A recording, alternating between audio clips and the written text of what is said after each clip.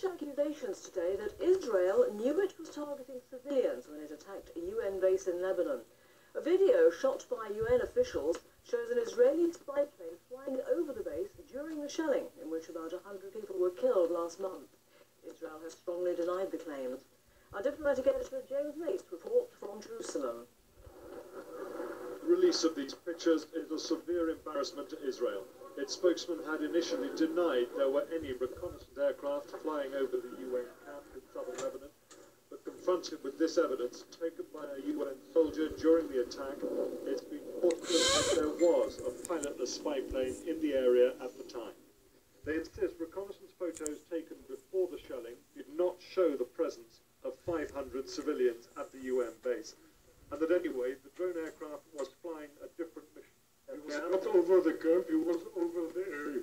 It's a difference. You have to understand that the RPV can see a very limited area, according to his equipment. And his mission was not Kana camp. That will cut little ice in the Arab world, where the death of 102 civilians is widely believed to have been a deliberate act of murder by the Israeli army. The UN have also now admitted that armed Hezbollah guerrillas were moving freely in and out of the camp at the time of the shelling. But neither that nor Israeli denials will deflect the Arab view that the Israeli army knew they were aiming at civilians. It all adds to the public relations disaster that Israel's bombardment of southern Lebanon has become. They insist they didn't do it for public relations reasons. But at a time when the emphasis is on building peace here, it's only served to harden positions on all sides. James Mates, ITN, Jerusalem. There are reports today that Russia is about to expel a number of British diplomats. A Russian news agency said a short time ago the expulsions follow the arrest of a man who admitted spying for British intelligence. There's been no reaction so far from the Foreign Office here. Our Moscow correspondent Julian Mannion reports. The arrest of a Russian citizen accused of spying for Britain is now in danger of escalating into an old-style espionage crisis between the two countries. According to the Russian security service, now known as the FSB, a Russian national was arrested while meeting a person said to be his controller, allegedly a British diplomat working for the MI6 intelligence service. The Russian was said to be in possession of espionage equipment, and it is claimed that he has confessed to spying for the British government. The Russians now say that the British ambassador, Sir Andrew Wood, has been summoned to the Foreign Ministry to be told that several British diplomats, we don't yet know how many, are being expelled because of their alleged links with the case. According to the Russian spokesman, their foreign ministry is making a stern protest over the affair, though the Russians have so far released no details of what the claimed spy and his diplomatic associates are alleged to have done. Julian Mannion, ITN, Moscow. The Agriculture Minister Douglas Hogg is in Italy today for more talks with his European counterparts over the beef crisis. Here, conservative Eurosceptics are demanding tougher government action against Europe, refusing to lift the export ban on British beef. Here's our political correspondent Hugh Pym. In the convivial surroundings of an Italian winemaking plant, Douglas Hogg was trying again to persuade Europe's farming ministers to lift the ban on British beef. It was an informal ministerial gathering, but Mr Hogg seemed determined to press his case. We very much want to see the EU ban lifted, and lifted with all possible speed. Have you had any discussions here? We're talking with colleagues. Any new assurances, or are you But Mr Hogg's painstaking diplomatic approach is now being questioned by many Tory MPs, some of whom are demanding a much tougher line with Europe. I don't blame them if they don't want to buy our beef, but they should not be trying to stop us selling it in the rest of the world. And the British people are fed up with seeing our ministers shuffling backwards and forwards to Brussels. It's pathetic, and the British people want to see somebody standing up to this situation. And it's not just the Eurosceptics. Leading Conservative backbenchers are growing impatient and calling on the Prime Minister to bludgeon Brussels into dropping the beef ban. Hugh Pym, ITN, Westminster. A 6-year-old boy has drowned and 4 other people are missing after severe flooding on the east coast of Australia. Torrential rain is continuing to batter the area, cutting roads and forcing thousands to evacuate their homes. Gareth Furby at ITN reports. It's already a disaster area and the rain is still falling. Homes and businesses cut off or without power, the damage adding up to many millions. A few can still get through, but most roads are closed. To the west of Brisbane, whole communities isolated. They haven't seen floods like this for 8 years.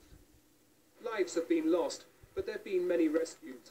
In one creek, a man was washed downstream, but managed to hold onto a log until emergency crews could get to him. But on a golf course, a 6-year-old boy drowned after falling into a stream. And moving with the floodwater, another danger: poisonous snakes. Even some beaches are now unrecognisable, the storms whipping up the sea into thick foam. Here it's been confirmed that a police chief's daughter, who thought to have died from taking the drug ecstasy, was seen taking a pill in a nightclub shortly before her death. Claire Pierce from Nottingham collapsed on a sofa shortly after returning to a friend's house. Police in Southampton have made fresh appeals for witnesses to yesterday's suspected arson attack on a house which killed 4 young children. The detective leading the inquiry said they still can't be certain what caused the fire. James Bays reports. Flowers now rest on the wall of the house where the 4 youngsters died. People on this estate in the Shoaling area of Southampton have been shocked by the blaze, which is being treated as possible arson.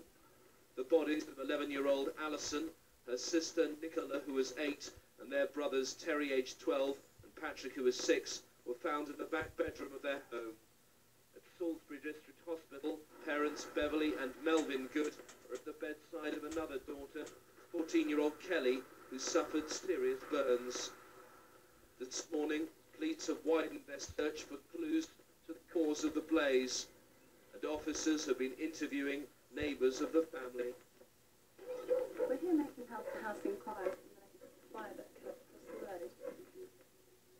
At a news conference a short time ago, police said they still could not confirm that the blaze was started deliberately. However, the inquiry team has been strengthened. 70 officers are now working on the case.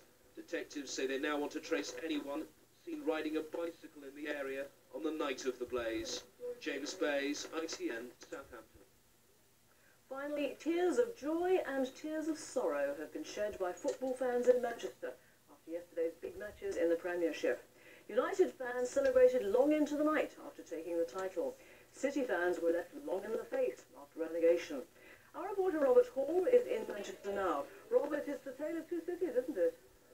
Well, yes, it is, Carol. Great excitement and delight amongst the crowds here in Old Trafford's megastore. Delight, of course, at that third championship win in 4 years, but also delight at that victory over their old rivals at Main Road. The fans began arriving here yesterday afternoon. They were here in their thousands well into the evening. There were car horns sounding, cheers, flags, fireworks being let off. In fact, as I arrived this morning, they were still clearing up. And as you can see behind me, the fans are still arriving to celebrate again today. Down at Main Road, of course, a very different mood, great disappointment, a certain amount of despondency, despite the fact that they pulled back to a draw. Nevertheless, they're hoping for their fight back to begin soon. Here at Old Trafford, the cup is here now. Everyone here is now hoping for that double next week. And that's it from the newsroom just now. We're back at 5 past 5. The late news tonight's at 10 o'clock. For now, goodbye.